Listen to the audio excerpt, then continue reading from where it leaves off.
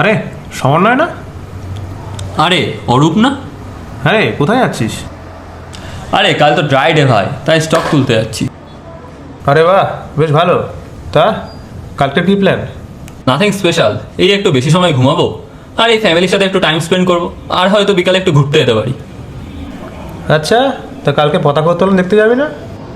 আরে না ভাই বোঝ, একদিনের ছুটি একটু ঘুমাবো। আর তাছাড়া আমি অত ইমোশনাল হয়ে দেশপ্রেম দেখাতে বিশ্বাসী নই। তুই ভাব না কি দিয়েছে আমাদের এ দেশ, ওদিকে জাপান আমেরিকা চায়নাকে দেখ। আচ্ছা, তোর বয়স কত হলো? এই তো 23-24। কেন? ভাবছি যে তোর আমার মতন 23-24 বছরের ছেলেরা একদিন ঘুমের বলিদান দিতে পারছে না। তাহলে ভাব 18 বছর বয়সী ক্ষুদিরাম বোস কী ভেবে দেশের জন্য বলিদান দিয়েছিল।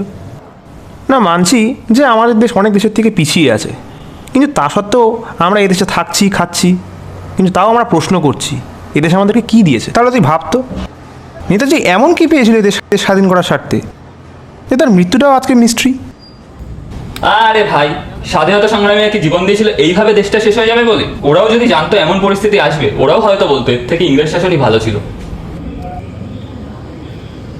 শোন, ওরা তো জানতোই না যে দেশ স্বাধীন হবে কি হবে না, কিন্তু ওরা কেন লড়ে গেছিলো জানিস? কারণ ওরা এটা প্রশ্ন করেনি যে দেশ ওদেরকে কী দিয়েছে, কারণ ওরা এটা ভেবেছিল যে ওরা দেশকে কী দিতে পারবে। কারণ ওরা টাকা প্রতিপত্তির লোভে নিজেদের দেশাত্মবোধকে বেঁচে দেয়নি, কারণ সেই বীরেরাও জানতো যে স্বর্গের চেয়েও প্রিয় জন্মভূমি। এইবার স্বাধীনতা দিবসে দেশপ্রেম দেখাস আর না দেখাস, কিন্তু সেই বীরদের বলিদানের কথা মাথায় রাখিস। এইবার স্বাধীনতা দিবসে দেশপ্রেম দেখাস আর না দেখাস, কিন্তু সেই বীরদের বলিদানের কথা মাথায় রাখিস। যারা স্বর্গগত তারা এখনো জানে স্বর্গের চেয়ে প্রিয় জন্মভূমি। এসো স্বদেশ ব্রতে মহাদীপ গালভী, সেই মৃত্যুঞ্জয়ীদের চরণ